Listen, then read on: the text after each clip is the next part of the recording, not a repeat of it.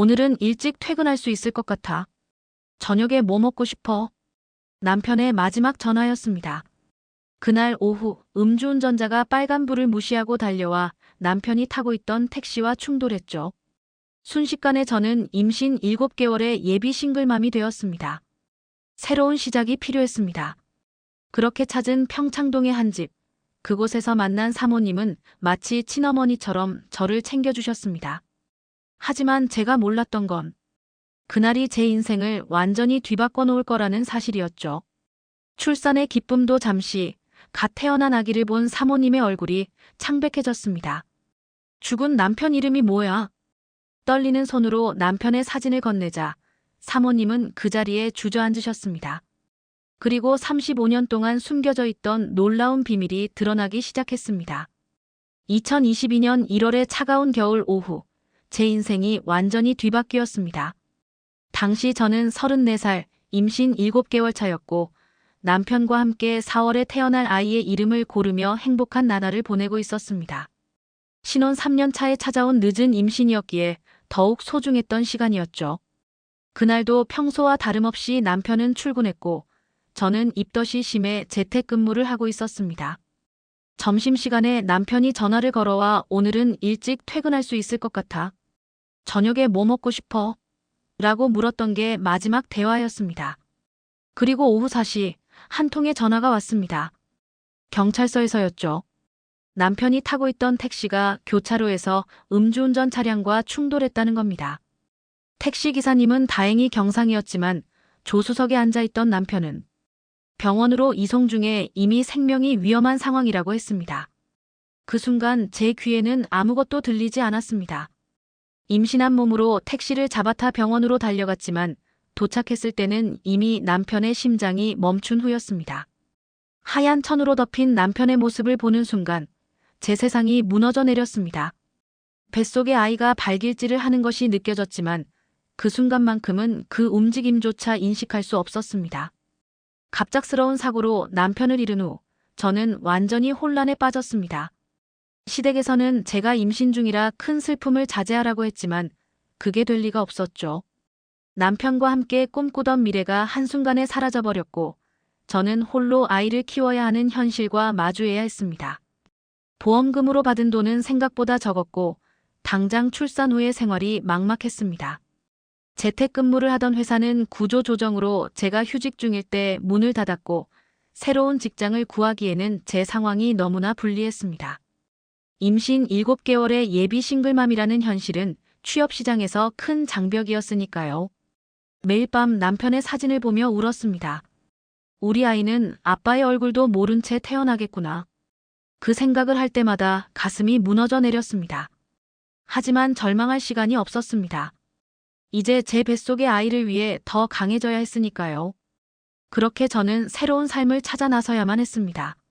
남편과의 첫 만남은 2018년 봄이었습니다.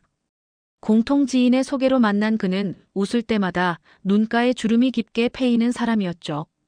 첫 만남에서 그가 제게 건넨 말이 아직도 생생합니다. 이상하게 처음 뵈는 것 같지가 않네요.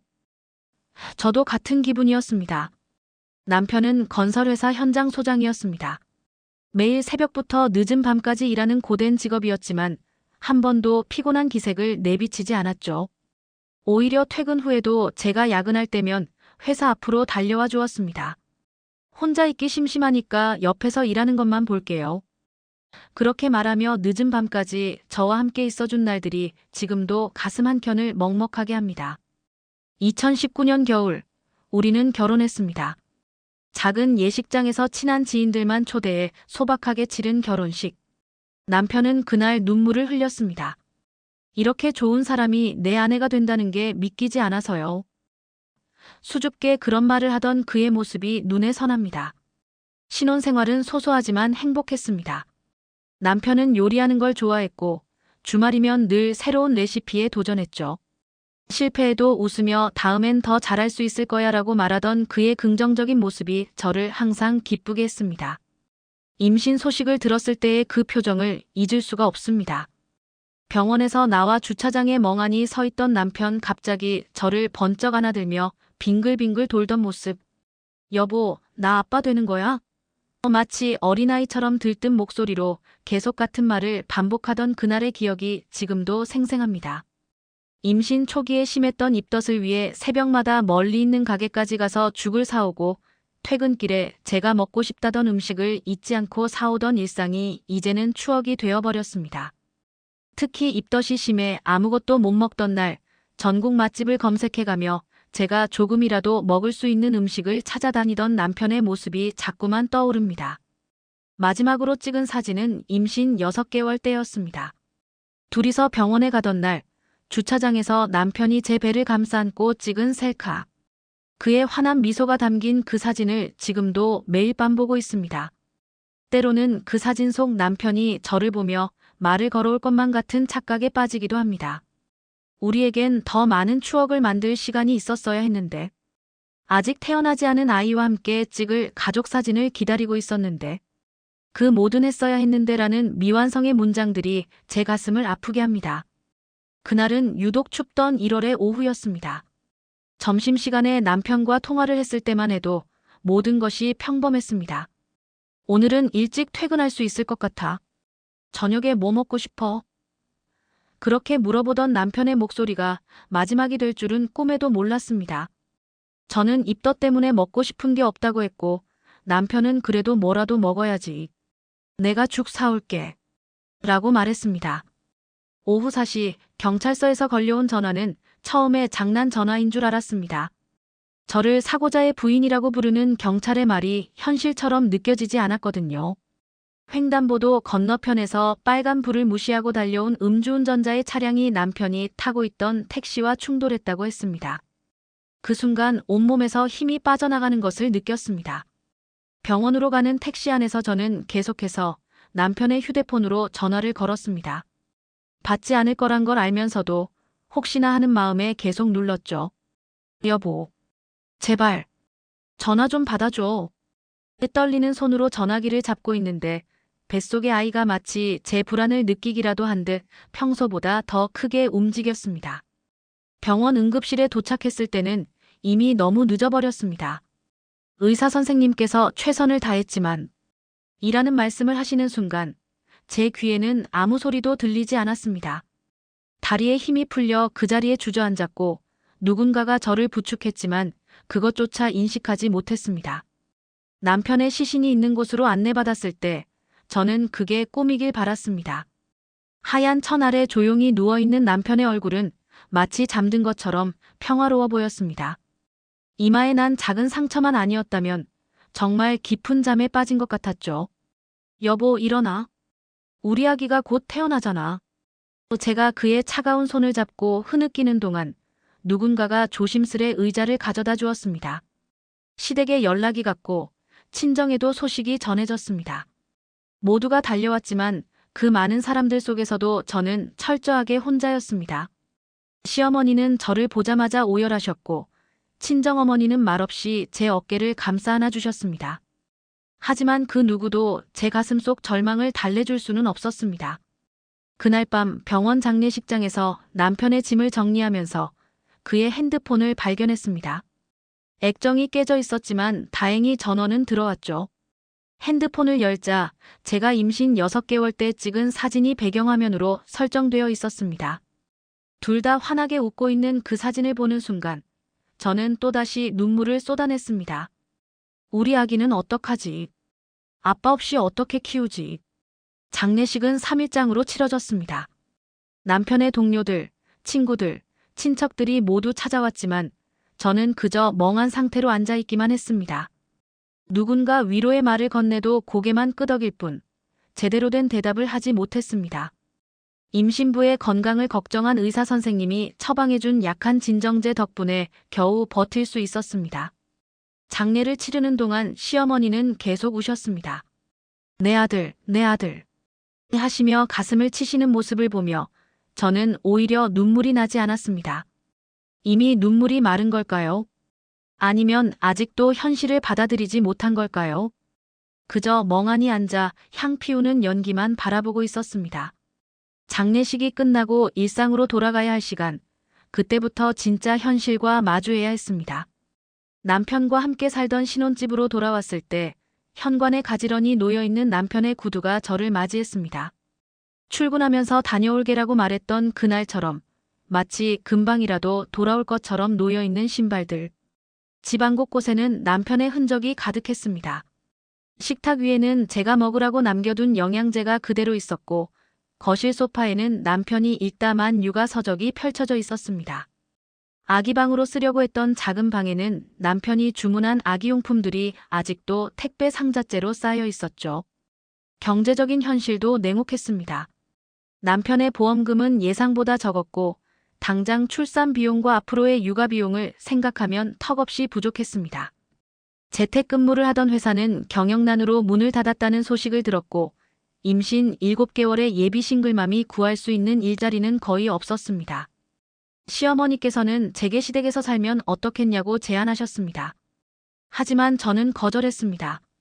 시어머니의 슬픔이 저보다 더 크다는 걸 알기에 제가 그곳에 있다면 오히려 서로에게 더 큰 상처가 될 것 같았습니다. 게다가 저는 새로 시작해야 했습니다. 홀로 서기를 해야만 했습니다. 친정 부모님도 걱정하셨지만 저는 제 선택을 믿었습니다. 아이를 위해서라도 강해져야 했고 스스로 설 수 있어야 했습니다. 남편의 사진을 보며 다짐했습니다. 여보, 걱정하지 마세요. 우리 아기, 내가 잘 키울게요. 당신이 자랑스러워할 만한 아이로 키워낼게요. 그렇게 저는 새로운 삶을 시작해야만 했습니다. 임신 7개월의 몸으로 홀로 남은 예비 엄마로서의 삶을. 매일 밤 남편의 사진을 보며 울었지만 아침이 되면 다시 일어나 이력서를 쓰고 면접을 보러 다녔습니다. 우리 아이를 위해 그리고 하늘에서 지켜볼 남편을 위해 절대 포기할 수 없었으니까요. 임신 7개월의 몸으로 일자리를 구하는 것은 생각보다 더 힘들었습니다. 처음에는 사무직을 알아보았지만 대부분의 회사에서는 제 상황을 듣자마자 고개를 저었습니다. 곧 출산하실 텐데. 육아와 일을 병행하기 어려우실 것 같은데. 라는 말들이 거절의 이유였습니다. 면접 보러 갈 때마다 제 배를 최대한 가리려 노력했지만 이미 7개월 차의 배는 숨길 수 없을 만큼 컸습니다. 면접관들의 시선이 제 배에 머무는 순간 이미 결과를 알 수 있었죠. 어떤 회사에서는 노골적으로 싱글맘은 좀 이라는 말을 하기도 했습니다. 그때마다 가슴 한켠이 무너져 내렸지만 울 시간조차 없었습니다. 한 달 동안 20군데가 넘는 회사에서 면접을 보았습니다. 임신한 몸으로 대중교통을 타고 이곳저곳을 다니는 것은 체력적으로도 힘들었지만 거절당할 때마다 받는 정신적인 상처가 더 컸습니다. 집에 돌아와 거울을 보면 점점 커지는 배가 마치 제 약점처럼 느껴졌습니다. 친구들은 출산 후에 구직 활동을 하는 게 어떻겠냐고 조언했습니다. 하지만 기다릴 수 없었습니다. 통장 잔고는 눈에 띄게 줄어들고 있었고 출산 비용과 아기용품 구입 비용을 생각하면 밤잠을 이룰 수 없었습니다. 그러던 중 우연히 육아 커뮤니티에서 가정부를 구한다는 글을 보았습니다. 평창동의 한 가정에서 집안일을 도와줄 사람을 찾는다는 내용이었습니다. 처음에는 망설였습니다. 제가 과연 남의 집 일을 할 수 있을까, 임신한 몸으로 할 수 있을까 하는 걱정이 들었죠. 하지만 더 이상 선택의 여지가 없었습니다. 가정부라도 해야 했습니다. 시간이 갈수록 줄어드는 통장 잔고를 보며 저는 용기를 내어 연락처로 전화를 걸었습니다. 떨리는 목소리로 제 상황을 설명했습니다. 임신 중이라는 것도 곧 출산을 앞두고 있다는 것도 솔직하게 말씀드렸습니다. 예상과 달리 전화 너머의 목소리는 따뜻했습니다. 힘드시겠네요. 일단 한번 만나서 이야기 나눠볼까요? 그렇게 저는 평창동으로 향하게 되었습니다. 그때는 몰랐습니다. 이 선택이 제 인생을 어떻게 바꾸게 될지, 그리고 그곳에서 만날 사모님이 저에게 어떤 의미가 될지를. 면접을 보러 가는 발걸음은 무거웠지만 한편으로는 이상한 예감이 들었습니다. 마치 누군가가 저를 그곳으로 인도하는 것 같은 느낌이었달까요? 지하철을 타고 가면서 저는 남편의 사진을 꺼내보았습니다. 여보, 이번에는 제발. 그렇게 기도하듯 중얼거렸습니다. 평창동 버스 정류장에 내려 지도를 보며 걸었습니다. 고급 주택가로 알려진 동네답게 멋진 단독주택들이 늘어서 있었죠. 전화로 들었던 주소를 찾아 도착한 집은 현대적인 감각의 3층 단독주택이었습니다. 초인종을 누르기 전 저는 깊게 숨을 들이마셨습니다. 안녕하세요. 떨리는 목소리로 인사를 건넸을 때 문을 열어준 사모님의 첫인상은 의외였습니다. 50대 중반으로 보이는 단정한 차림의 사모님은 따뜻한 미소를 지으며 저를 맞아주셨습니다. 아이고, 이렇게 큰 배를 하고 여기까지 오시느라 고생하셨겠어요. 어서 들어오세요. 거실로 안내받아 자리에 앉았을 때 사모님은 제일 먼저 따뜻한 차를 내오셨습니다. 임산부에게는 따뜻한 차가 좋대요. 제가 예전에 임신했을 때 늘 마시던 차예요. 그 말씀에서 묻어나는 따뜻함이 제 긴장을 조금씩 풀어주었습니다. 면접이라기보다는 대화에 가까웠습니다.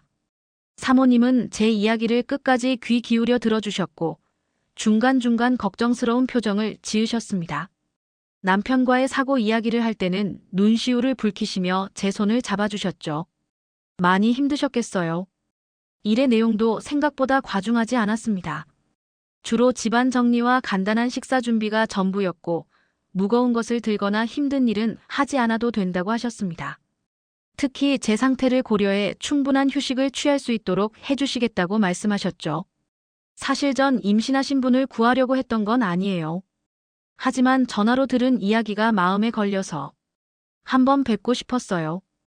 사모님의 말씀에는 진심이 담겨 있었습니다. 우리 집에서 일하시는 동안은 제가 엄마처럼 챙겨드릴게요. 출산할 때도 제가 도와드릴 수 있어요. 급여 이야기를 할 때도 사모님은 제 예상보다 더 좋은 조건을 제시하셨습니다. 오히려 제가 당황스러울 정도였죠. 임신하신 분이 일하시는 게 쉽지 않을 텐데 그만큼은 받으셔야죠. 출산 후에도 아기와 함께 오셔도 좋아요. 면접을 마치고 나올 때 사모님은 제게 작은 봉투를 건네셨습니다. 오늘 면접 보러 오시느라 택시비랑 식사값이에요. 임신하신 분이 대중교통 타고 다니시면 안 되죠. 그 순간 저도 모르게 눈물이 났습니다. 오랜만에 느껴보는 따뜻한 배려였습니다. 집으로 돌아오는 길, 저는 이상하게 마음이 편안했습니다. 마치 오랫동안 찾아 헤매던 무언가를 발견한 것 같은 느낌이었죠. 그날 밤 남편의 사진 앞에서 저는 조용히 말했습니다. 여보, 좋은 분을 만난 것 같아요. 이제 나랑 우리 아기 잘 살 수 있을 것 같아.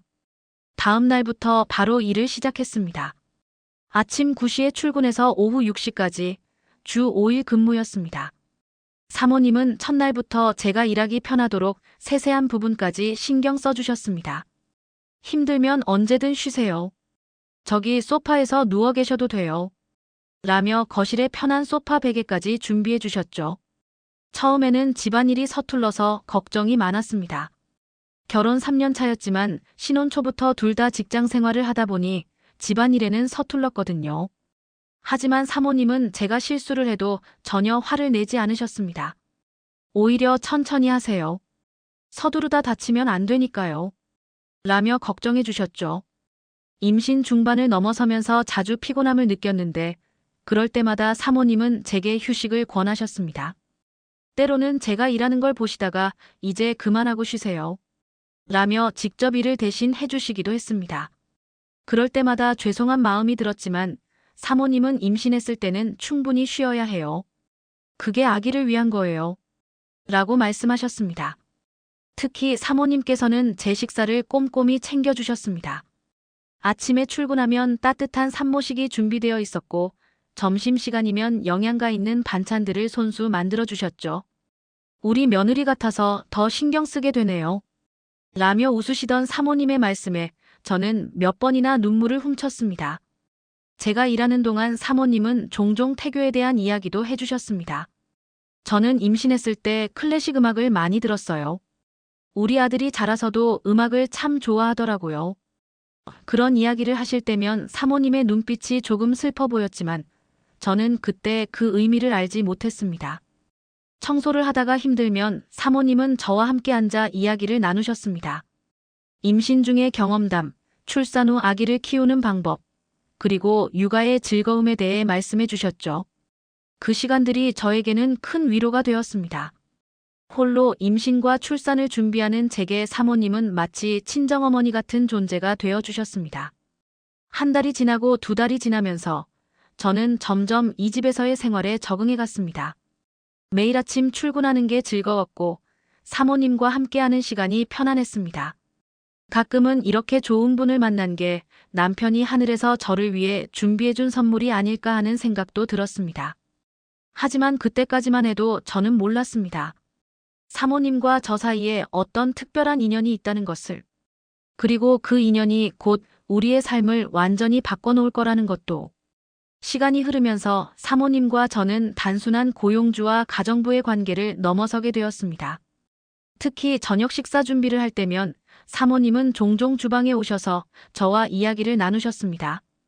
처음에는 일상적인 대화로 시작했지만 점차 더 깊은 이야기들을 나누게 되었죠. 우리 아들도 올해 35이었을 텐데. 어느 날 문득 사모님이 그런 말씀을 하셨습니다.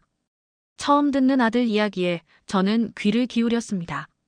사모님의 아들은 5년 전 교통사고로 세상을 떠났다고 했습니다. 그제서야 저는 이해했습니다. 사모님이 저를 특별히 챙겨주시는 이유를, 그리고 가끔 보이시던 그 슬픈 눈빛의 의미를. 죄송해요, 사모님. 제가 위로의 말을 건네려 하자 사모님은 오히려 제 손을 잡아주셨습니다. 괜찮아요. 이제는 이야기할 수 있어요. 당신도 비슷한 아픔이 있으니까. 서로 이해할 수 있잖아요. 그날 저녁 우리는 처음으로 서로의 상실에 대해 이야기를 나눴습니다. 사모님의 아들은 건축가였다고 합니다. 어릴 때부터 꿈꿔온 일이라며 열심히 공부했고 좋은 회사에 취직해서 잘 지내고 있었답니다. 결혼도 앞두고 있었는데 출장을 가던 중 교통사고를 당했다고 하셨죠. 그 애가 가고 나서 이 집이 너무 조용해졌어요. 남편은 일에 더 몰두했고 저는 그저 하루하루를 버티다시피 살았죠. 저는 제 이야기도 들려드렸습니다. 남편과의 만남, 결혼 생활, 그리고 그 갑작스러운 이별까지. 이야기를 하면서 눈물이 났지만 이상하게도 마음이 편안했습니다. 누군가와 진심으로 이야기를 나눈다는 것, 그리고 그 누군가가 나의 아픔을 진정으로 이해한다는 것이 얼마나 큰 위로가 되는지 그때 알았습니다. 저는 제 이야기도 들려드렸습니다. 남편과의 만남, 결혼 생활, 그리고 그 갑작스러운 이별까지. 이야기를 하면서 눈물이 났지만 이상하게도 마음이 편안했습니다. 누군가와 진심으로 이야기를 나눈다는 것, 그리고 그 누군가가 나의 아픔을 진정으로 이해한다는 것이 얼마나 큰 위로가 되는지 그때 알았습니다.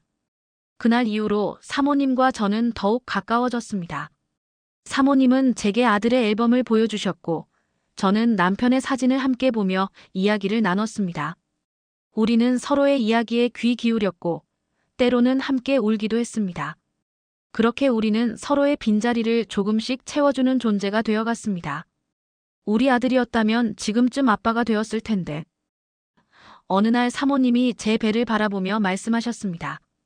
그 말씀에 담긴 그리움이 제 마음을 아프게 했습니다. 하지만 동시에 감사함도 느꼈습니다. 이렇게 서로를 이해하고 위로할 수 있는 인연을 만난 것에 대한 감사함이었죠. 사모님, 저희 아기가 태어나면 할머니가 되어주실래요? 제가 조심스레 말씀드렸을 때 사모님은 눈물을 글썽이며 고개를 끄덕이셨습니다. 그때는 몰랐습니다. 우리의 인연이 단순한 우연이 아니었다는 것을. 그리고 곧 더 놀라운 진실이 우리를 기다리고 있다는 것도. 출산 예정일이 한 달도 채 남지 않았을 때였습니다. 사모님은 제가 더 이상 일하지 말고 쉬라고 하셨지만 저는 괜찮다고 말씀드렸습니다. 사실 이 집에 오는 것이 제게는 오히려 위로가 되었거든요. 혼자 집에 있으면 불안하고 두려운 마음이 커졌지만 사모님과 함께 있으면 마음이 편안해졌습니다. 사모님은 제 출산 준비를 직접 챙기시기 시작했습니다. 출산 가방부터 아기용품까지 세세한 것들을 하나하나 준비해 주셨죠. 내가 경험해보니까 이런 게 필요하더라고요. 하시면서 제가 미처 생각하지 못한 것들까지 챙겨주셨습니다. 특히 아기 옷을 고르실 때면 사모님의 눈빛이 달라지셨습니다. 우리 아들이 태어났을 때 입혔던 것과 비슷한 디자인이네요. 하시면서 옷을 고르시는 모습에서 그리움이 묻어났습니다. 그럴 때마다 저는 사모님의 손을 꼭 잡아드렸습니다. 출산 예정 병원도 사모님이 추천해 주신 곳으로 정했습니다. 제가 알아본 중에 가장 좋은 병원이에요. 의료진들도 친절하고 사모님은 심지어 병원 원장님과 직접 통화하셔서 저를 잘 부탁한다는 말씀까지 하셨습니다. 진통이 올 때를 대비해서 사모님은 제게 자신의 연락처를 여러 군데 저장해 두라고 하셨습니다. 핸드폰에도 지갑에도 심지어 침대 옆 메모장에도요. 언제든 진통이 오면 바로 연락하세요. 제가 달려갈 테니까. 그 말씀에 저는 뭉클해졌습니다. 출산 연습을 하면서 사모님은 제 호흡을 직접 체크해 주셨습니다. 숨을 깊게 들이마시고. 그래요, 잘하고 계세요. 마치 친어머니처럼 곁에서 지도해 주시는 모습에 저는 자꾸만 눈물이 났습니다. 이런 게 가족의 온기구나 하는 생각이 들었거든요. 밤에 배가 당기거나 불편할 때면 언제든 전화해도 된다고 하셨습니다. 실제로 한 번은 새벽에 심한 가진통이 와서 전화를 드렸는데 사모님은 망설임 없이 저희 집으로 달려오셨습니다. 그날 밤 사모님은 제 옆에서 배를 문질러 주시며 밤을 새우셨죠. 우리 아기가 태어나면 꼭 사진 찍어야 해요. 첫 순간을 놓치면 안 되거든요. 사모님은 출산 당일 계획까지 세세하게 짜주셨습니다. 심지어 아기와 찍을 사진 포즈까지 미리 연구하시면서 설명해 주셨죠. 그런 사모님의 모습에서 저는 진심 어린 기대감을 느낄 수 있었습니다. 출산이 임박해질수록 저는 더욱 사모님께 의지하게 되었습니다. 남편이 없는 제게 사모님은 말 그대로 든든한 버팀목이 되어주셨으니까요. 하지만 그때까지도 저는 몰랐습니다. 곧 있을 출산의 순간이 우리에게 얼마나 큰 충격과 감동을 가져다 줄지. 2022년 4월 15일 새벽 3시, 잠을 자다가 갑자기 강한 통증에 눈을 떴습니다. 처음에는 가진통인 줄 알았지만 규칙적으로 오는 통증은 분명 진짜 진통이었습니다. 손이 떨리는 상태로 침대 옆에 있던 메모장에서 사모님의 전화번호를 찾아 전화를 걸었습니다. 사모님, 진통이 온 것 같아요. 떨리는 목소리로 말씀드리자마자 사모님은 이미 준비가 된 것처럼 대답하셨습니다. 바로 갈게요. 절대 혼자 움직이지 마세요. 그리고 정말 15분도 채 되지 않아 사모님이 도착하셨습니다. 나중에 알고 보니 사모님은 몇 주 전부터 옷을 다 챙겨두고 준비하고 계셨다고 합니다. 사모님은 침착하게 상황을 점검하셨습니다. 진통 간격을 재고 미리 준비해둔 출산 가방을 확인하셨죠. 아직 진통 간격이 길어요. 천천히 가도 될 것 같네요. 하지만 제가 불안해하는 걸 아시고는 바로 병원으로 향했습니다. 병원으로 가는 차 안에서 진통이 점점 심해졌습니다. 사모님은 제 손을 잡아주시며 계속 호흡을 체크해 주셨습니다. 깊게 숨을 쉬세요. 그래요, 잘하고 있어요. 마치 수십 번 경험해 본 것처럼 침착하게 저를 안내해 주셨습니다. 병원에 도착하자 사모님은 모든 수속을 직접 처리해 주셨습니다. 간호사들과 의사 선생님께도 제 상황을 자세히 설명해 주셨고 제가 불안해할 때마다 옆에서 안심시켜 주셨습니다. 걱정 마세요. 제가 곁에서 지켜볼 테니까. 진통실에서 몇 시간을 보내는 동안 사모님은 한 발짝도 제 곁을 떠나지 않으셨습니다. 제가 아파할 때마다 등을 문질러 주시고 이마에 땀을 닦아주셨습니다. 우리 아들이 태어날 때도 이렇게 힘들었는데 하시면서 눈시울을 붉히시던 모습이 지금도 선명합니다. 드디어 분만실로 들어가게 되었을 때 사모님은 제 손을 꼭 잡아주시며 말씀하셨습니다. 이제 곧 만나겠네요. 우리 아기. 그 순간 저는 이상하게도 마음이 편안해졌습니다. 마치 친어머니가 옆에 계신 것 같은 든든함이 느껴졌거든요. 분만실 안에서도 사모님은 제 곁을 지켜주셨습니다. 의료진이 놀랄 정도로 침착하게 상황을 이끌어 주셨고 제가 힘을 줄 때마다 적절한 타이밍에 격려해 주셨습니다. 조금만 더 힘내요. 이제 곧이에요. 그리고 마침내 아기의 울음소리가 분만실에 울려 퍼졌습니다. 의사 선생님이 건강한 남자아이입니다. 라고 말씀하시는 순간 저는 안도의 한숨을 내쉬었습니다. 하지만 그때 예상치 못한 일이 벌어졌습니다. 사모님이 아기를 보시자마자 얼굴이 창백해지셨거든요. 아기가 분만실 밖으로 나오고 간호사가 아기를 닦아 포대기에 싸서 사모님께 먼저 보여드렸습니다. 그 순간 사모님의 표정이 순식간에 변했습니다. 창백해진 얼굴로 아기를 바라보시더니 갑자기 다리에 힘이 풀린 듯 의자에 주저앉으셨습니다. 이 아이. 사모님의 목소리가 떨렸습니다. 저는 무슨 일이 있나 싶어 불안한 마음에 고개를 들어 사모님을 바라보았습니다. 그런데 사모님의 눈에서는 눈물이 하염없이 흘러내리고 계셨습니다. 죽은 남편 이름이 뭐야? 갑작스러운 사모님의 외침에 분만실의 모든 사람들이 놀란 듯 쳐다보았습니다. 저는 당황스러웠지만 힘없는 목소리로 대답했습니다.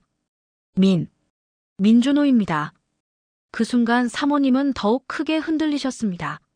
마치 낙뢰를 맞은 것처럼 전신이 떨리는 것이 보였습니다. 어떻게 이럴 수가? 계속해서 중얼거리시던 사모님은 갑자기 제게 다가오셨습니다. 당신 남편, 사진 있나요? 제발, 사진 좀 보여주세요. 저는 무슨 영문인지 몰랐지만 침대 옆에 있던 가방에서 남편의 사진을 꺼냈습니다. 늘 지갑에 넣고 다니던 남편이 환하게 웃고 있는 사진이었습니다. 떨리는 손으로 사진을 건네자 사모님은 사진을 보시고는 그 자리에서 주저앉으셨습니다. 우리 준호야. 사모님의 울음소리가 분만실을 가득 메웠습니다. 저는 상황이 파악되지 않아 어리둥절한 채로 누워 있었고 의료진들도 당황한 듯 서로를 바라보았습니다. 그때 사모님이 제게 다가오셔서 제 손을 꼭 잡으셨습니다. 눈물로 범벅이 된 얼굴로 말씀하셨습니다. 이 아이가 우리 준호를 너무 닮았어. 태어났을 때 우리 준호랑 똑같아. 저는 그제서야 뭔가 이상한 느낌이 들었습니다. 사모님이 그토록 저를 챙기시고 특별히 신경 써주신 이유가 있었던 걸까요? 하지만 아직도 완전히 이해할 수는 없었습니다. 간호사가 아기를 제게 안겨주었을 때 저도 깜짝 놀랐습니다. 분명 제가 낳은 아이인데 남편을 빼닮은 모습이었습니다. 특히 눈매와 콧날, 그리고 입술 모양까지.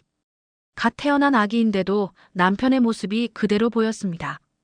그 순간 저는 알 수 없는 예감이 들었습니다. 이것은 단순한 우연이 아닐지도 모른다는.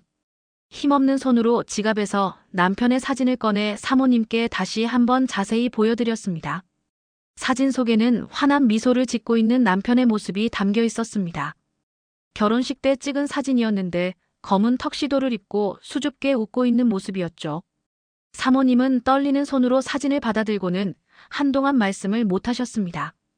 그저 사진을 보며 눈물만 흘리셨죠. 한참을 그러고 계시다가 갑자기 가방을 뒤지기 시작하셨습니다. 그리고는 낡은 지갑 하나를 꺼내셨습니다. 이걸 봐요. 사모님이 건네주신 지갑 속에는 오래된 사진 한 장이 들어있었습니다. 사진 속에는 제가 방금 보여드린 사진의 남편과 너무나도 닮은 청년이 있었습니다. 단정한 양복 차림에 환한 미소를 짓고 있는 모습은 마치 거울을 보는 것처럼 똑같았습니다. 이게 우리 준호예요. 5년 전 그 애가 떠나기 직전에 찍은 마지막 사진이에요. 순간 온몸에 전율이 흘렀습니다. 사진 속 인물은 분명 제 남편과 똑같은 얼굴이었습니다.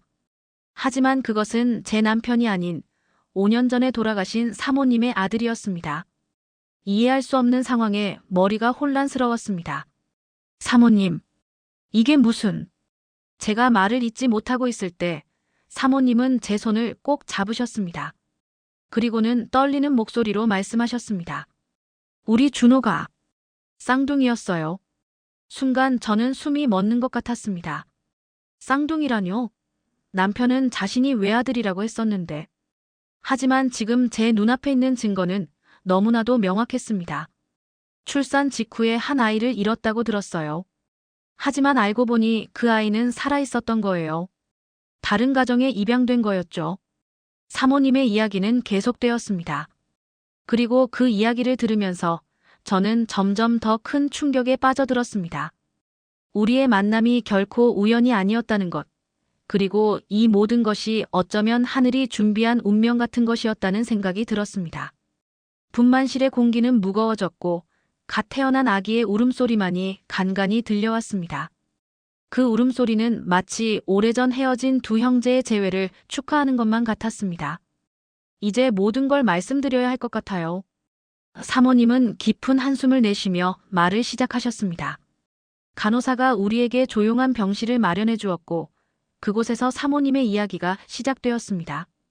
1987년 저는 쌍둥이를 낳았어요. 준호와 준서. 너무나도 똑같이 생긴 아이들이었죠.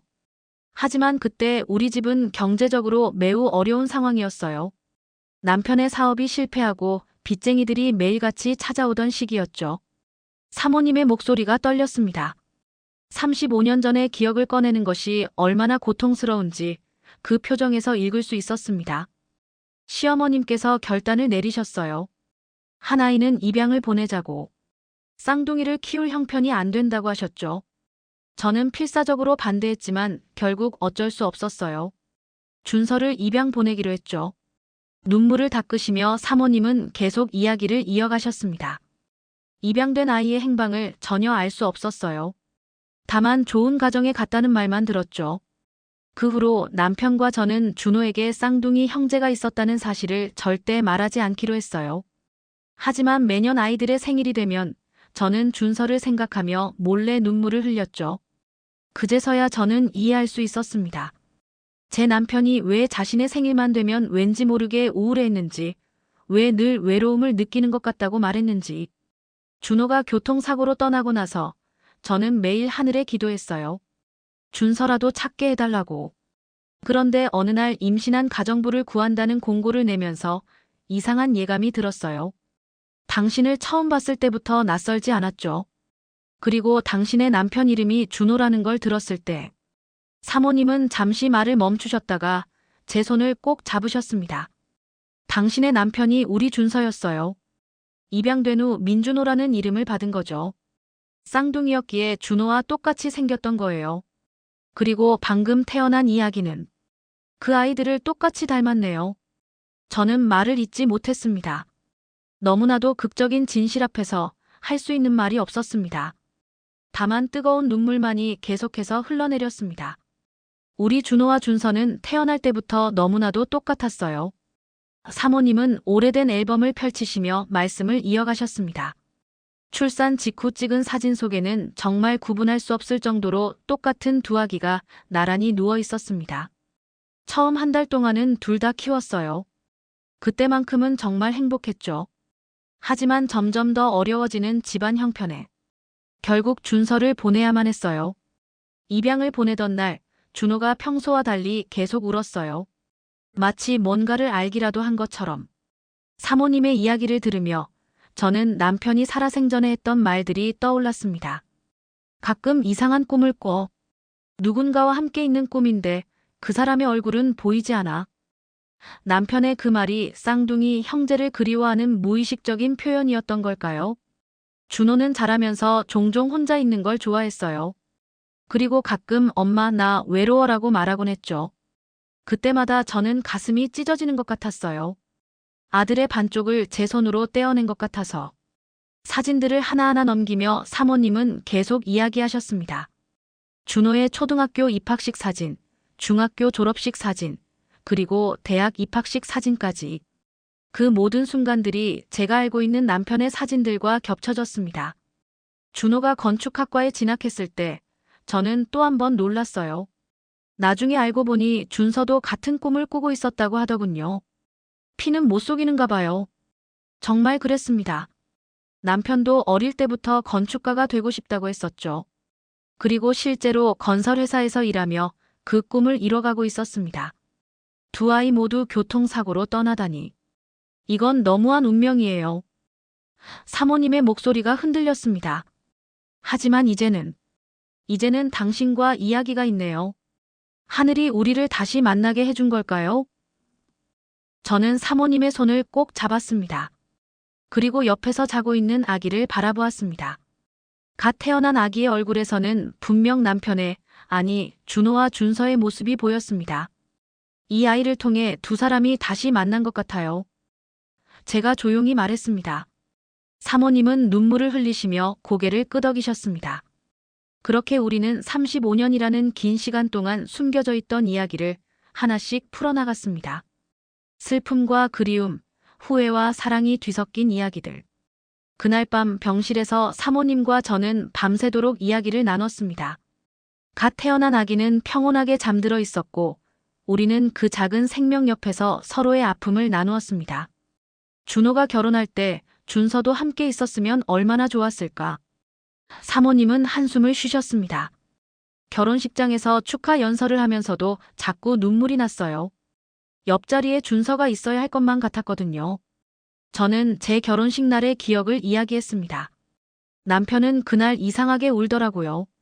너무 행복해서 그런다고 했는데 어쩌면 그때도 무언가를 느꼈던 걸까요? 영혼으로 남아 쌍둥이 형제의 존재를. 사모님은 제 손을 꼭 잡으셨습니다. 그리고는 오랫동안 참아왔던 이야기를 쏟아내셨습니다. 매년 아이들 생일이면 케이크를 2개 샀어요. 하나는 준호 앞에 놓고 다른 하나는 제 방에 몰래 놓고 촛불을 붙였죠.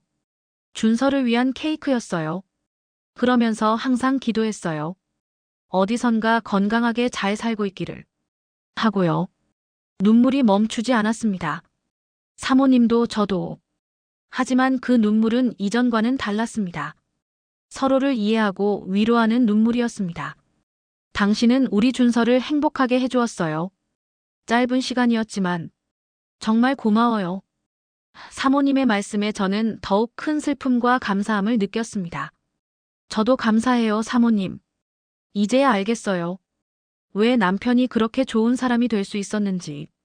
사모님의 사랑을 그대로 닮은 거였네요. 우리는 잠든 아기를 바라보며 미소 지었습니다. 그 작은 생명 속에 2 형제의 모습이 고스란히 담겨 있었으니까요. 이 아이의 이름은 준호로 하면 어떨까요? 제가 조심스레 제안했습니다. 준호와 준서, 2 삼촌의 이름을 함께 담아서. 사모님은 눈물 어린 미소를 지으셨습니다. 정말 좋은 이름이에요. 우리 준우. 이제 우리가 함께 키워요. 그렇게 우리는 서로를 껴안고 한참을 울었습니다. 35년의 세월이 만들어낸 아픔과 그리움, 그리고 새로운 시작에 대한 기대가 뒤섞인 울음이었습니다. 밤이 깊어갈수록 우리의 마음은 오히려 더 가벼워졌습니다. 마치 오랫동안 풀지 못했던 매듭이 서서히 풀리는 것 같았습니다. 퇴원 후 사모님은 제가 있던 작은 월세 집으로 찾아오셨습니다. 이제부터는 우리 집에서 함께 살아요. 준우에게도 더 좋은 환경이 될 거예요. 거절할 새도 없이 사모님은 이미 모든 준비를 마치신 상태였습니다. 평창동 집의 2층에는 이미 아기방이 꾸며져 있었습니다. 하얀 원목 가구들과 파스텔 톤의 벽지, 그리고 창가에는 작은 모빌까지. 사모님이 얼마나 정성스럽게 준비하셨는지 한눈에 알 수 있었습니다. 이건 준호의 아기 때 옷이에요. 사모님은 잘 보관된 아기 옷 한 벌을 꺼내셨습니다. 35년 동안 간직했어요. 언젠가 이렇게 쓰일 날이 올 거라고 믿었나 봐요. 그 낡은 아기 옷을 준우에게 입히는 순간 우리 모두의 눈시울이 붉어졌습니다. 새로운 일상이 시작되었습니다. 사모님은 마치 친할머니처럼, 아니 그 이상으로 준우를 사랑으로 돌보셨습니다. 밤중 수유 시간이면 제가 일어나기도 전에 먼저 일어나 젖병을 데워 놓으셨고 준우가 보채면 가장 먼저 달려가셨습니다. 이렇게 아기를 돌볼 수 있다는 게 너무 감사해요. 준우를 안고 계시면서 사모님은 자주 그런 말씀을 하셨습니다. 준호와 준서를 함께 키우지 못했던 그 시간들. 이제는 우리 준우를 통해 조금씩 채워지는 것 같아요.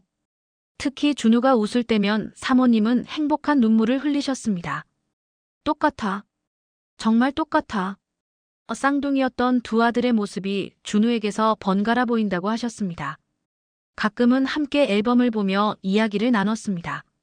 준호의 어린 시절 사진들과 제가 가지고 있던 남편의 사진들을 나란히 놓고 비교해 보면서 그들의 삶이 얼마나 닮아 있었는지 새삼 깨달았습니다. 둘 다 인자하고 다정했어요. 사모님은 말씀하셨습니다. 그리고 참 책임감이 강했죠. 아마 그건 서로 모르는 사이에도 통했던 것 같아요. 시간이 흐르면서 우리는 진정한 가족이 되어갔습니다. 이제는 더 이상 사모님이라는 호칭도 어색해져서 자연스럽게 어머님이라고 부르게 되었습니다. 난 이제 당신이 진짜 내 딸이에요. 어느 날 저녁 어머님은 그렇게 말씀하시며 저를 안아주셨습니다. 준호와 준서가 우리에게 준 가장 큰 선물이에요. 당신과 준우를. 그렇게 우리는 서로의 빈자리를 채우며 새로운 가족으로 단단해져 갔습니다. 슬픔은 여전히 있었지만 이제는 그 슬픔을 함께 나눌 수 있는 사람이 있다는 것만으로도 큰 위로가 되었습니다. 준우가 태어난 지 1년이 지났습니다. 이제 그는 걸음마를 시작했고 엄마, 할머니라는 말도 조금씩 하기 시작했습니다. 그의 모든 순간은 우리에게 특별한 선물이 되었습니다.